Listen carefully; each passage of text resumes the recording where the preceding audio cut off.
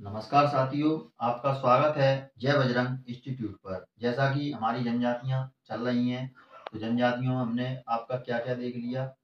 दो जनजाति देख ली, एक आपकी कोरकू जनजाति देख ली और एक हमने आपकी भील जनजाति देख ली। और आज हम चर्चा करने वाले हैं गोंड जनजाति पर।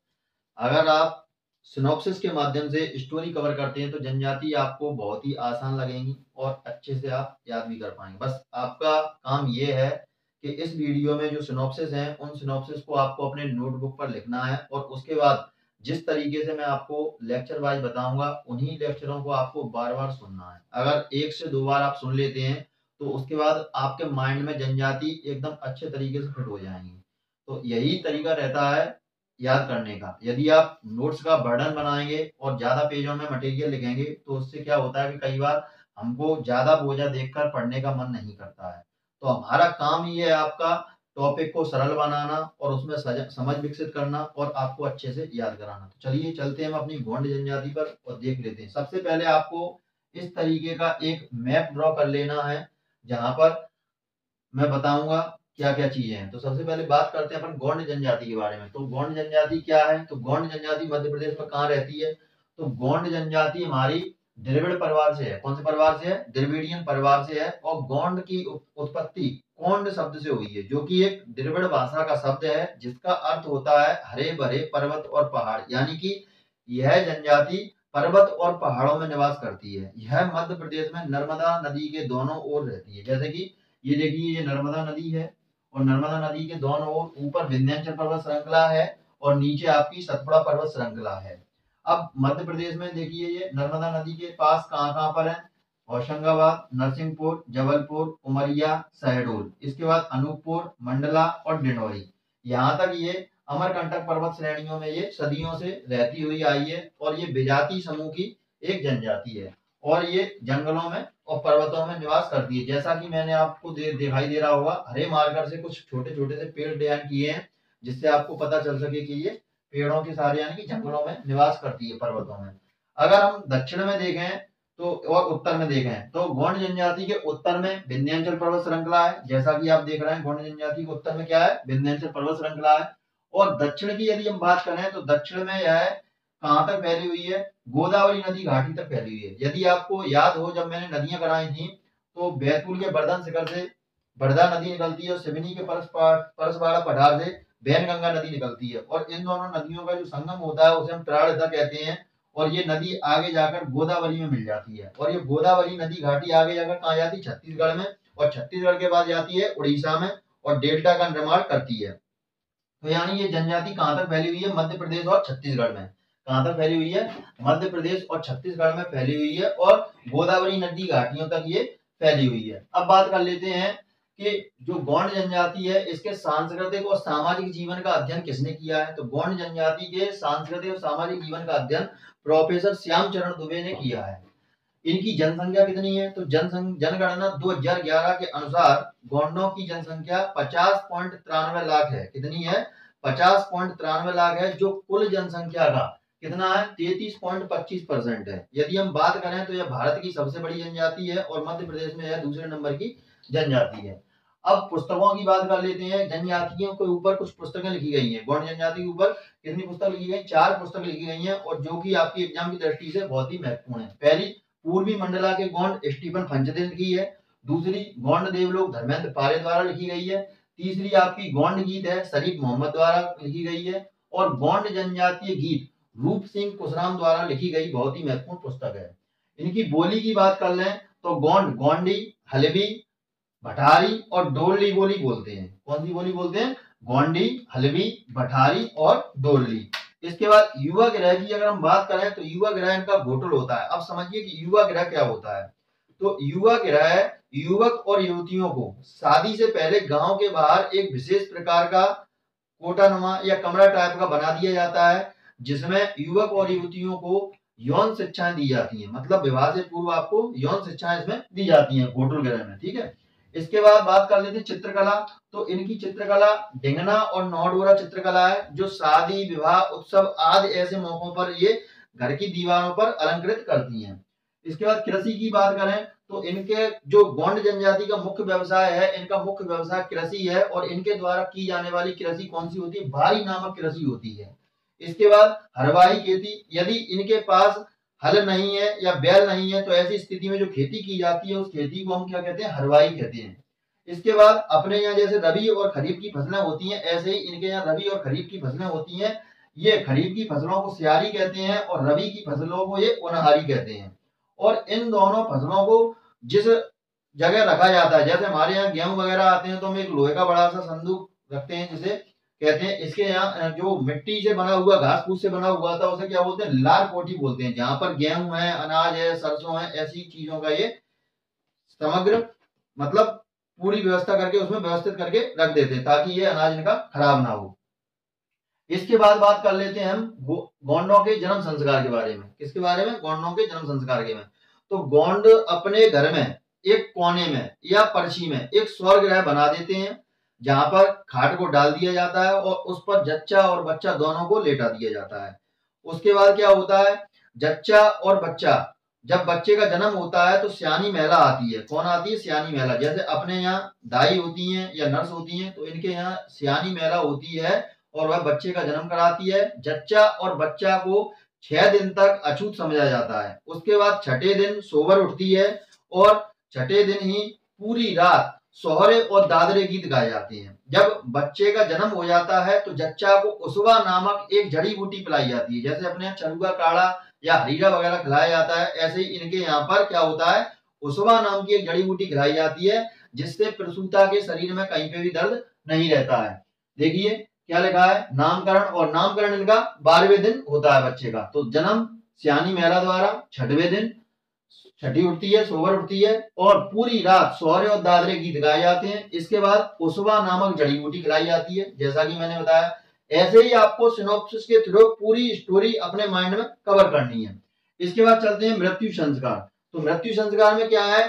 गोंड लोगों का पुनर्जन्म में कोई विश्वास नहीं रहता है और गोंड लोग आत्मा पर विश्वास करते हैं। यह देव योनि और भूत योनि को मानते हैं। इनका मानना है कि व्यक्ति कर्म के अनुसार देव योनि में जाएगा और कर्म के अनुसार ही यह भूत योनि में जाएगा। यमराज से परिचय नहीं है इनका, मतलब गोंड लोग यमराज को तो मानते ही नहीं है। ये बोलते हैं कि जो हमारे बड़े देव हैं उन्होंने ही हमको जन्म दिया है और जब जरूरत पड़ती है तो वो उनको उठा भी लेते हैं और जन्म भी देते हैं।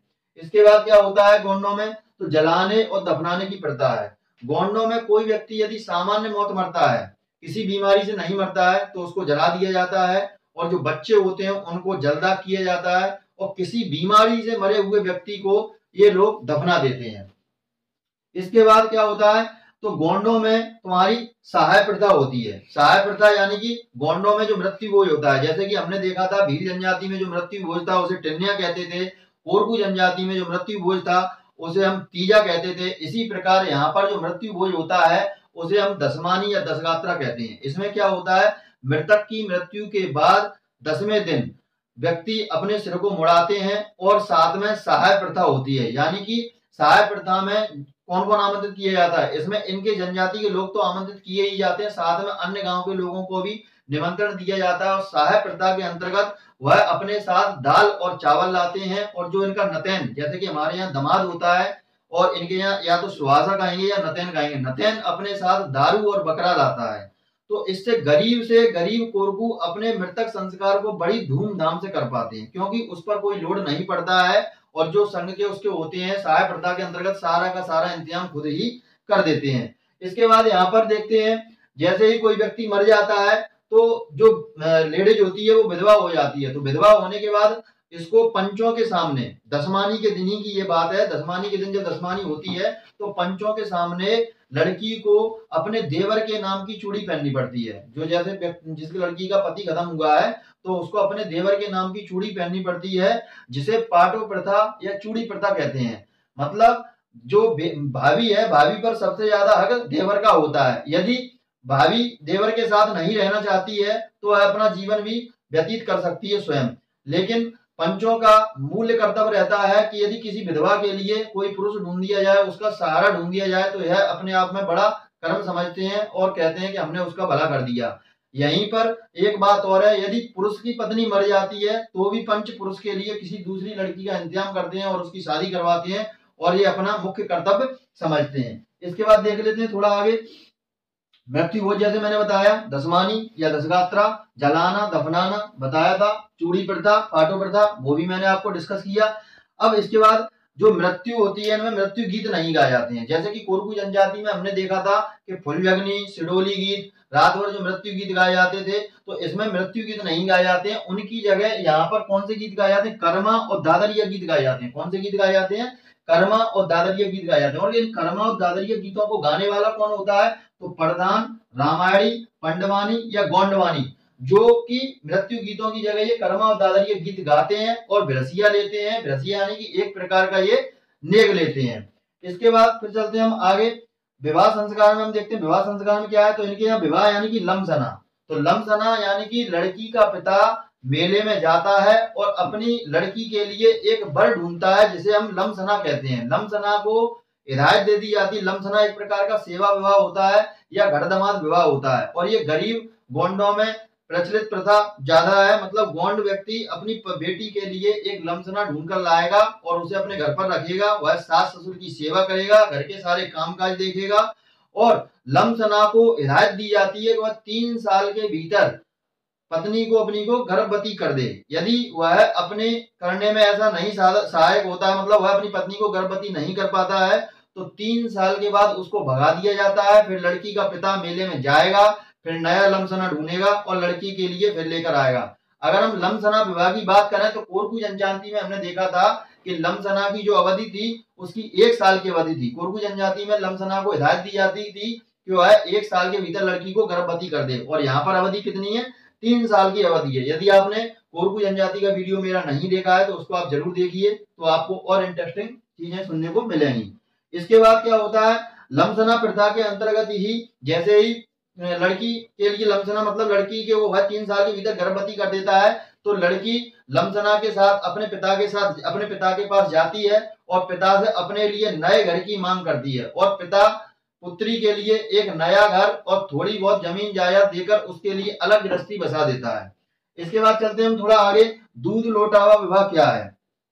तो दूध लोटावा विवाह में इसमें गोंड जनजाति में होता है कि भाई अपने जो भाई बहन की लड़की है, बहन की लड़की से विवाह कर सकता है। इसे क्या कह सकते हैं? दूध लोटावा विवाह कहते हैं, क्योंकि बहन के बच्चे पर उसका पहला अधिकार माना जाता है। इसके बाद चलते हैं हम तुम्हारा चढ़ विवाह। चढ़ विवाह क्या होता है? तो चढ़ विवाह में तुम्हारा मतलब एक सुहासा होता है। जैसे कि अपने यहाँ सुहासा होता है, दामाद होता है या जिया होता है, तो इनके यहाँ क्या बोलते हैं? सुहासा बोलते हैं। तो सुहासा क्या करता है? सुहासा पूर्व दिशा में जाता है और उसके साथ 3-4 लेडियां जाती हैं, और सामने पूर्व दिशा में जो जंगल पड़ता है वहां से 4 लकड़ी काट कर लाते हैं और एक मंडप तैयार करते हैं मंदिर नुमा आकृति का।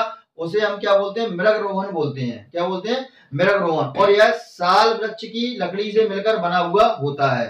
मांगर माटी, जैसे कि हमारे यहाँ लड़कियां जाती हैं और उसमें सुहासा के हाथों से क्या होता है? टोकरियों में मट्टी कुरेद कर डाल दी जाती है, उसे हम मांगर माटी कहते हैं। और मंडप के नीचे तुम्हारा एक चूल्हा रख दिया जाता है और एक दारू की बोतल वगैरह ऐसी चीजें रख दी जाती हैं। और जो मंडप लाता है, मंडप लाने वाले का दारू से स्वागत किया जाता है, जिसे हम मंडपा तर्पणी कहते हैं। क्या कहते हैं? मंडपा तर्पणी कहते हैं। इसके बाद यहाँ पर हम देखते हैं कि यहाँ पर लावा बुझाई और धान बुआई की प्रथा है। यानी कि विवाह के समय हंसी मजाक करने के लिए जो प्रथा है, जैसे धान वगैरह अपने यहाँ पे भी बोए जाते हैं, तो यहाँ पर क्या होता है? लावा बुझाई और धान बुआई प्रथा है। इसके अंतर्गत हंसी मजाक ठिठोले चलते हैं। अब क्या होता है? जैसे ही बारात आती है तो बारात गांव के किसी वृक्ष या तालाब के पास, गांव के पास कोई तालाब हो तो या कोई जलाशय हो, तो वहां पर किसी वृक्ष के पास बारात रुकती है, और उस बारात में से एक व्यक्ति किसी वृक्ष की, जैसे किसी वृक्ष के पास रुकी है तो उसकी एक शाखा तोड़कर ले जाएगा और लड़की के मंडप वाले के यहाँ पहुंचेगा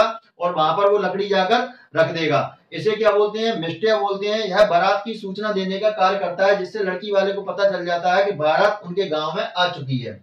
इसके बाद हम देखते हैं जब लड़की की विदाई होती है तो उस समय लड़की के घर वाले की जो लड़की की तरफ से जो महिलाएं होती हैं वह भड़ौनी नृत्य करती हैं और अपने समधी को जमकर गाली देती हैं, और इस गाली के एवज में उनको नेग मिलता है। इसे क्या कहते हैं? हम भड़ौनी नृत्य कहते हैं। इसके बाद चौथी लिबावा, यानी कि जैसे ही लड़की चौथे दिन, मतलब लड़की चौथे दिन मायके भेज दी जाती है, जिसे क्या कहते हैं? चौथी लिबावा कहते हैं। बारात आगमन के समय जो गीत गाए जाते हैं उन्हें हम नौ डोरा गीत कहते हैं। जैसे ही बारात घर पर प्रवेश कर गई, उसे कौन से गीत गाए जाएंगे? नौ डोरा गीत गाए जाते हैं। इसके बाद चलते हैं हम थोड़ा आगे।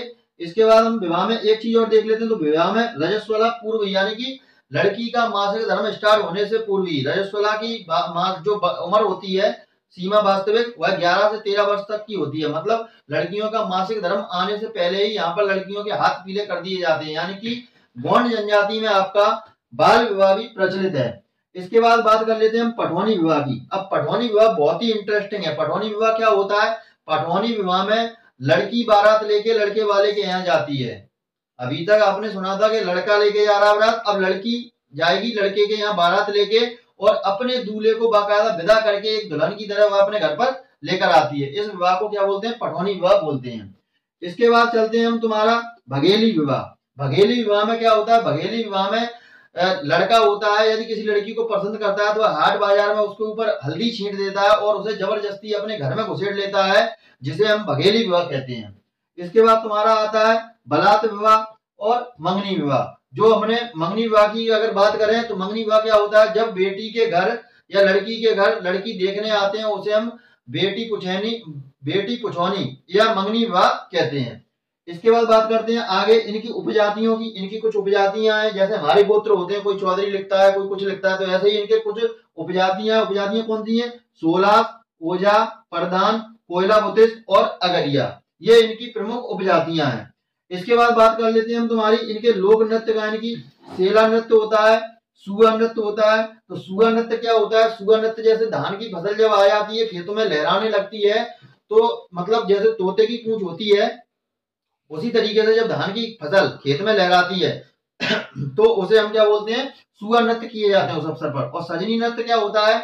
जब लड़की की विदाई कराने उसका ससुर आता है, तो जो समधिन होती है यानी कि लड़की की माँ होती है, वह समधी का स्वागत करती है और समधी का हाथ पकड़कर नाचती है और रात भर खूब गीत गायन होते हैं। उसे हम क्या कहते हैं? सजनी नृत्य कहते हैं। कर्मा और दादर के जैसे कि मैंने बता ही दिया था, यह मृत्यु गीत की जगह गाए जाते हैं।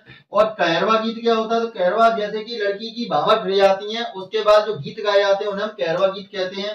ऐसे ही तुम्हारा गिरधन गीत है, भड़ौनी है, रीना है और तुम्हारा गोंडो गोचो और गुदम बाजा, ये इनके कुछ प्रमुख अन्य गीत हैं। इसके बाद बात कर लेते हैं देवता की। तो देवता इनके कौन से हैं? बड़े, बड़का या बूढ़ा।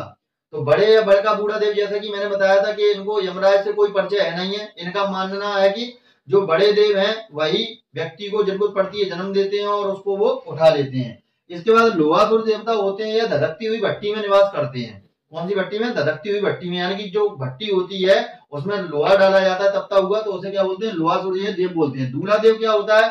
बीमारियों की ठीक करने वाला। मतलब कोई इंसान यदि ज्यादा पीड़ित है इनके यहाँ पर, तो उसको दूल्हा देव के पास ले जाते हैं और दूल्हा देव उसको एकदम तैयार, मतलब उसकी बीमारियां दूर करके उसे एकदम दूल्हे के समान सजा देता है, यानी कि उसे हम क्या बोलते हैं? दूल्हा देव बोलते हैं। यानी बीमारियां ठीक हो गई तो आप एकदम दूल्हे जैसे लगने लग गए।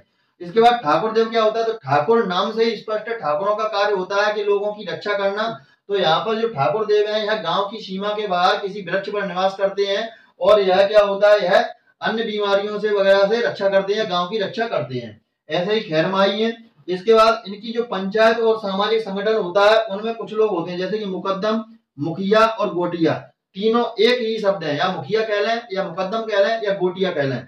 तो यह क्या होता है? यह वंशानुगत पद होता है और पिता की मृत्यु के बाद यह पुत्र को दिया जाता है। मुकद्दम या मुखिया या गोटिया सरकार को लगान देता है, पूरे गांव से कर वसूल करके देता है और सरकार द्वारा मुकद्दम, मुखिया या गोटिया की मदद के लिए प्रत्येक गांव में एक कोटवार नियुक्त किया जाता है। क्या किया जाता है? एक कोटवार। कोटवार क्या होता है? एक तरह का संदेश वाहक होता है, वह गांव गांव जाता है, घूमता है और गांव में कोई भी वार्तालाप हो या कुछ भी कोई नई घटना घटित हो रही हो उसकी जानकारी वह मुखिया को आकर देता है।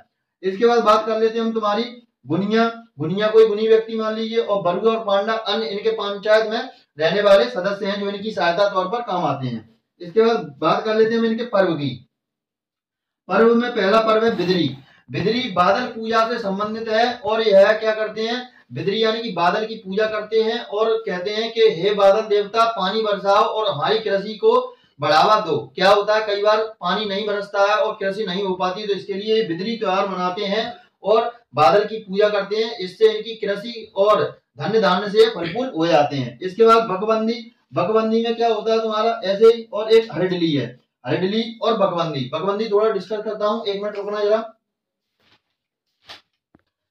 बकबंदी एक प्रकार का इनका ऐसा पर्व है जिसमें क्या होता है कि घर में कोई मुसीबत वगैरह ना हो तो अभिमंत्रित करके धागा पहना दिया जाता है बेगा जनजाति द्वारा। इसके बाद हरडली तो बैलों से संबंधित त्योहार है। इस दिन बैलों की पूजा की जाती है और बैलों को ढील दिया जाता है, उन पर कोई बोझा नहीं रखा जाता है। पोला उत्सव की तरह आप समझ लीजिए, जैसा कि मैंने कोटू जनजाति में आपको बताया था। इसके बाद नवाखानी, नई फसल आने पर ये नवाखानी का त्योहार मनाते हैं। और जवारा, जैसे कि साल में हमारे देखा होगा कि 9 दुर्गे 2 बार आती हैं, इसी प्रकार इनमें भी 9 दुर्गे मनाई जाती हैं, साल में 2 बार होती हैं। और 2 बार क्या होता है, जवारा इसी दिन बोए जाते हैं। ये लगभग 8 से 9 दिन चलने वाला त्योहार है।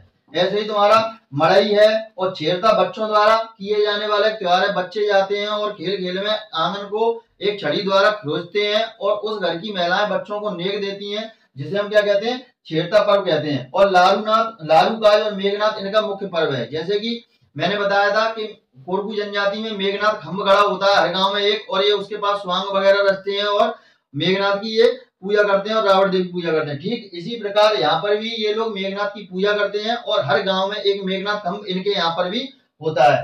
इसके बाद यहाँ पर जो पॉइंट है वो मैं आपको आगे कवर करा रहा हूं, आप इसका स्क्रीनशॉट लीजिए। हाँ, एक चीज और रह गई, उसको आप और सुन लीजिए, उसके बाद इसको नोट करना। तो यहाँ पर जो इनके वाद्य यंत्र हैं, बांसुरी है, शहनाई है और अलगोजा है। बांसुरी सबने देखी है, शहनाई सबने देखी है। अब अलगोजा क्या होता है, तो अलगोजा इसकी लंबाई लगभग 6 फीट की होती है और ये फूंक कर बजाया जाता है और 2 बांसुरियों को जोड़कर लगभग ये बनाया जाता है। इसके बाद खान पान की बात करें तो जो जनजाति वाले सभी व्यक्ति हैं वह शाकाहारी और मांसाहारी दोनों होते हैं। सुबह जब ये भोजन करते हैं, जैसे सुबह पर नाश्ता करते हैं उसको अपन ब्रेकफास्ट बोलते हैं, इनके यहाँ उस भोजन को बासी बोलते हैं। दोपहर में जब ये भोजन करते हैं तो दोपहर में ये क्या बोलते हैं, पेज बोलते हैं। और रात्रि में जो अपन डिनर करते हैं उसे ये क्या बोलते हैं, बियारी बोलते हैं। इसके बाद इनका मुख्य भोजन की बात करें तो कोदो का भात है, दारू है और मांस है, जो कि इनका मुख्य भोजन है। अब आप इसको आराम से नोट कर सकते हैं, उसके बाद मैं आगे पॉइंट कवर कराता हूँ। अब देखिए यहाँ पर इनमें कुछ भित्ति अलंकरण प्रस्तुत हैं, जैसे कि हिरनौटी दिया, यह इनकी जो एक उपजाति है अगरिया, उसके द्वारा कोहबर, चूने और गेरू से बनाया गया एक चित्र होता है, जो एक हल्का चित्र होता है। और यह कब बनाया जाता है, विवाह के अवसर पर। इसके बाद चिन्हा क्या होता है, तो चिन्हा पशु पक्षियों और मनुष्यों के चित्र बनाए जाते हैं घर की दीवारों पर। नौडोरा क्या होता है, दीवार पर बनाया जाने वाला चित्र होता है। डिंगना शादी पर बनाया जाने वाला चित्र है। पाटनगढ़ डिंडोरी में एक गांव है और यहाँ पर पाटनगढ़ में क्या होता है, पाटनगढ़ जो चित्र बनाए जाते हैं वह वातावरण और प्रकृति से संबंधित चित्रों के माध्यम से उनका वर्णन किया जाता है। गुदना क्या होता है, तो गुदना इनमें विशेष प्रिय है और बचपन से ही लगभग 6-7 वर्ष से इनके यहाँ गुदना गुदवाने का कार्य प्रारंभ हो जाता है। और जो महिलाएं गोदने का कार्य करती हैं उन्हें शांति बाई और चमेली बाई प्रमुख महिलाएं। और इन महिलाओं को कौन सी जाति की है, तो ये बादी जनजाति की महिलाएं हैं। और ये कहीं पर मतलब पूरे शरीर में इनके यहाँ गोदने का कार्य चलता है, कहीं पे भी ये गोदवा सकती हैं। तो ये इनके चित्रकारों के फिर कुछ नाम है और जो गोंड जनजाति के चित्रकार हैं, जैसे कि जनगढ़ सिंह श्याम, नर्मदा प्रसाद टेकाम, आनंदी सिंह श्याम, कलाबाई, वेंकट सिंह श्याम, भज्जू सिंह श्याम, दुर्गाबाई व्याम, सुभाष, राजेंद्र और मोहन, ये इनके प्रमुख चित्रकार हैं। हालांकि मैं चित्रकारों की डिटेल वीडियो बाद में आपको कराऊंगा जब आपकी पूरी जनजाति हो जाएंगी। अभी क्या है, सिर्फ सिनॉप्सिस क्लास चल रही है, तो सिनॉप्सिस बेस पर आपको स्टोरी बेस आपको अपने माइंड में याद करना है और बार बार सिनॉप्सिसों को लिखकर देखना है। यदि आपको हमारे समझाने का तरीका पसंद आता है, हमारा कंटेंट अच्छा आता है, समझ में आपको कंटेंट अच्छा लगता है, तो लाइक कीजिए, कमेंट कीजिए, शेयर कीजिए और हमारे चैनल को सब्सक्राइब कीजिए। मिलते हैं अगले वीडियो में, तब तक के लिए जय हिंद, जय भारत।